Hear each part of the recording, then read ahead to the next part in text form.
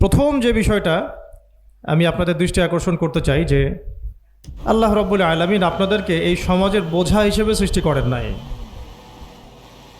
আল্লাহ রাব্বুল আলামিন আপনাদেরকে এই সমাজের বোঝা হিসেবে সৃষ্টি করেননি, বরং আল্লাহ রাব্বুল আলামিন আপনাদেরকে এই উম্মতের একটা গর্বিত অংশীদার হিসেবে সৃষ্টি করেছে।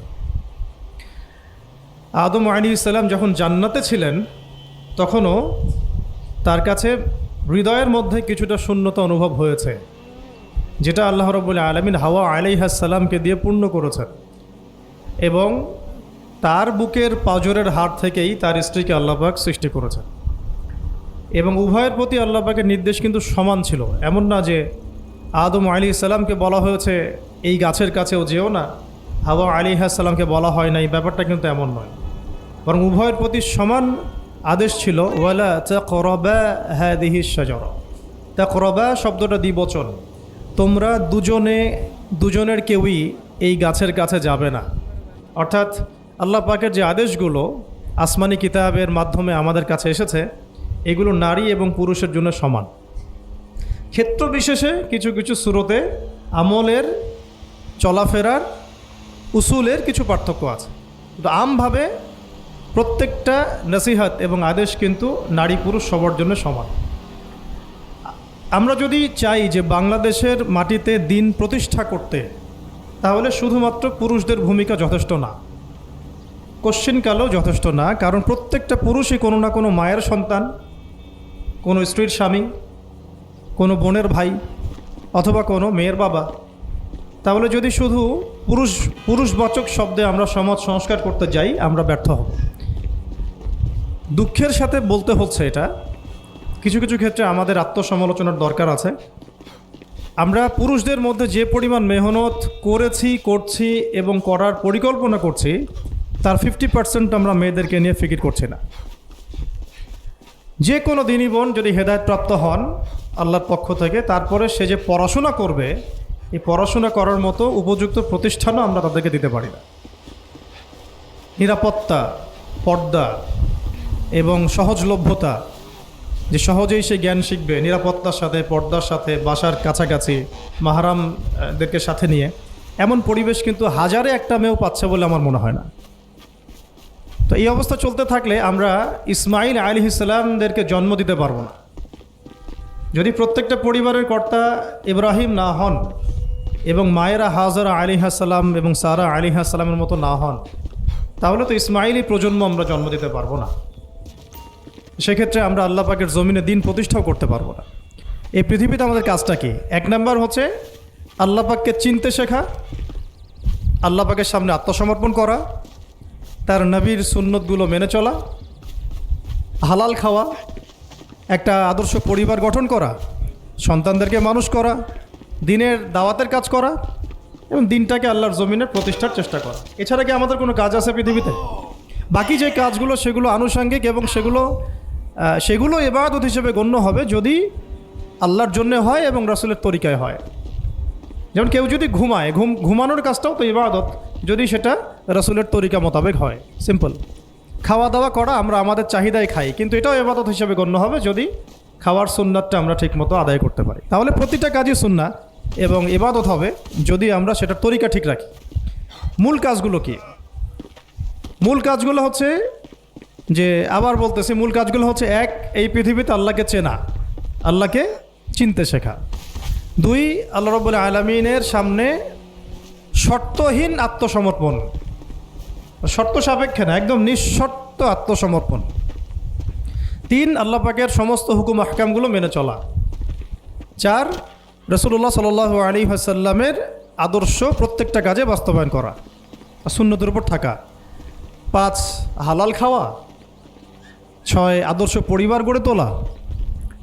সাত, সন্তান প্রতিপালন। আট, সৎ কাজে আদেশ। নয়, অসৎ কাজে নিষেধ। 10, আল্লাহ পাকের এই জমিনের মধ্যে দিনটাকে প্রতিষ্ঠার চেষ্টা করা, যার যা সামর্থ্য আছে তাই দিয়ে। কেউ জান দিয়ে করবে, কেউ মাল দিয়ে করবে, কেউ কথা দিয়ে করবে, কেউ লিখনি দিয়ে করবে, কেউ প্রয়োজনে আল্লাহর পথে জিহাদ করবে, কেউ প্রয়োজনে শহীদ হবে।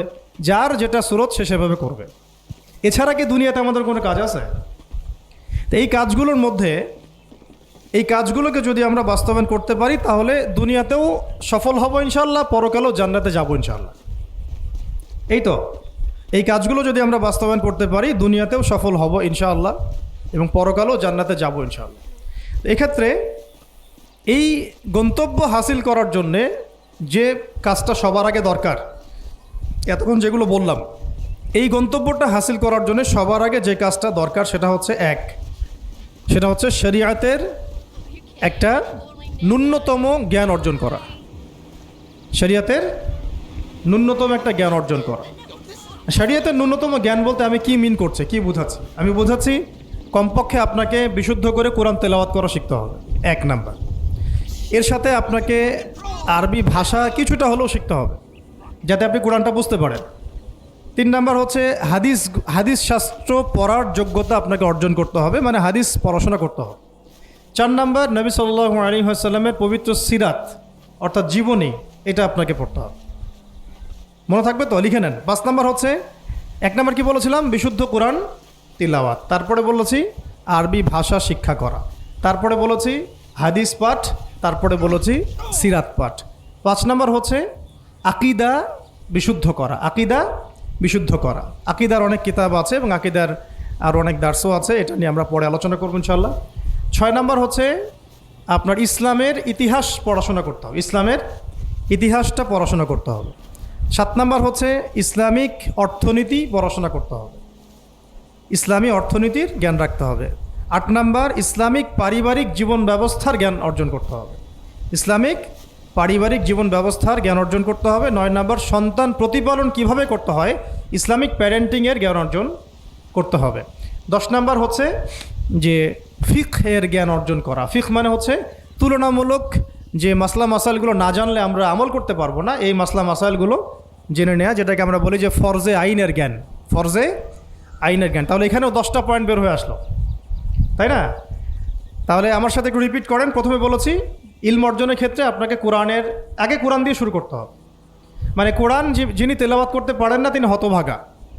মুসলিম পরিবারে জন্মগ্রহণ করেও যিনি কোরআন তেলাওয়াত করতে পারেন না, আমি মনে করি না এই পৃথিবীতে তার চেয়ে হতভাগা কেউ আছে, আমি মনে করি না। মানে কোরআনের সাথেই সম্পর্ক নাই, মানে আল্লাহর কিতাবই সে তেলাওয়াত করতে পারে না, তো সে এই পৃথিবীর সম্পদ নয় বরং বোঝা। আল্লাহ পাক আমাদের সবাইকে আল্লাহর কিতাব শেখার তৌফিক দান করবেন।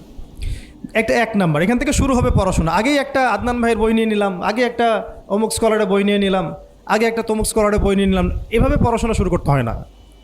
পড়াশোনা শুরুটাই হবে আপনার কোরআন থেকে, সব বন্ধ, আগে কোরআন তেলাওয়াত থেকে শুরু করতে। তারপরে আপনি আরবি ভাষায় আসবেন, হাদিস পড়বেন, সিরাত পড়বেন, ইতিহাস পড়বেন, অর্থনীতি পড়বেন, আস্তে আস্তে পড়বেন। এভাবে ফিকহের জ্ঞান, আকীদার জ্ঞান, সন্তান প্রতিপালন, ইসলামিক এই জীবন ব্যবস্থা বা পারিবারিক জীবন ব্যবস্থার জ্ঞানগুলো অর্জন করা। তো ইনশাআল্লাহ আমরা এই জ্ঞানগুলো অর্জনের চেষ্টা করবো তো ইনশাআল্লাহ। এখন কঠিন প্রশ্ন হচ্ছে, এখন আমি তো বললাম একটা তাত্ত্বিক কথা বললাম, এখন আপনিও জানেন আমিও জানি, এইটা আপনি এখন কিভাবে করবেন, সম্ভব কি না আপনার পক্ষে? কারণ এখানে অনেকেই, বেশিরভাগই হয়তো বা জেনারেল ব্যাকগ্রাউন্ডের মানুষ, যারা অনার্সে পড়েছেন, মাস্টার্স পড়েছেন বা এখন ফ্যামিলি লাইফে আছেন, কেউ কখনোই মাদ্রাসার দুয়ারেও যেতে পারেন নাই। আর এখন যদি আপনি এগুলো শুরু করতে চান তাহলে আপনার সামনে অপশন কি আসলে? আপনি কি আবার শুরু থেকে মাদ্রাসায় ভর্তি হতে পারবেন? উত্তর হচ্ছে না। তাহলে সেকেন্ড অপশন হচ্ছে মাদ্রাসা ভিত্তিক যদি শর্ট কোর্স চালু করা হয়, সেই শর্ট কোর্সগুলো আপনাকে করতে হবে।